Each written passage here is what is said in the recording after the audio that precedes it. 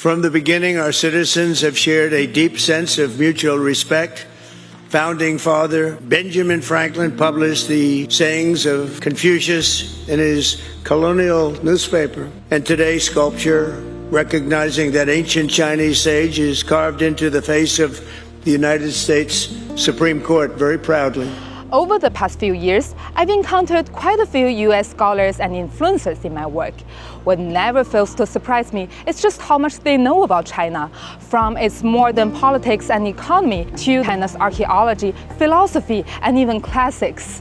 Take, for example, China's oracle bone inscriptions. On oracle bones, the answer that you want to hear, one is 什么事情会过得很顺利？第二，就是因为它过得很顺利，它会给我带来幸福。That process actually is part of the Chinese spirit. Or the Chinese Taoism. Taoists, 顺其自然, 道法自然. We follow nature.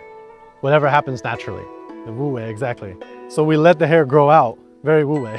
We let it go and we just let it be. And taking on a modern note, China's 5-year plans. It's really a unique political process. It's strategic, it's tech-centered, but it also now has a human component, which is really very fundamental.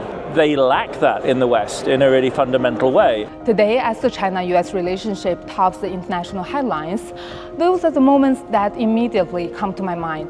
They are moments that remind me there are people who are truly dedicated to understanding a different nation and its culture. People who try to bridge the gap between our two very different societies. And I've spent a lot of time trying to think about how to explain it. I'm studying it, writing it, I'm explaining it, and I want it to change. Because I think that the early translations that became mainstream in the West are very skewed in perspective. And I think today many scholars realize that we need to think about the ancient world as an interconnected global world. That includes China. You know, if we want to understand each other as humans, we have to start to pay more attention to how we think about things. That can lead to a deeper understanding amongst cultures.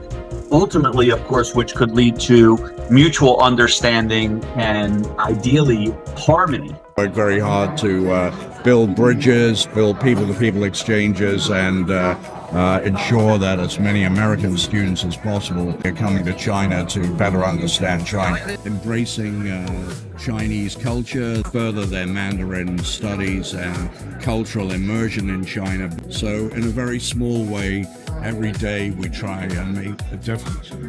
It really reminds me of the saying, amity between people holds the key to sound relations between states. And that is especially true when it comes to China-US relationship, which is definitely one of the most important bilateral relationships in this world. So when people choose to listen to and understand each other, and many thanks to the influencers and scholars that we just talked about, I believe these small sparks of people-to-people exchange can definitely form a bridge between our two nations.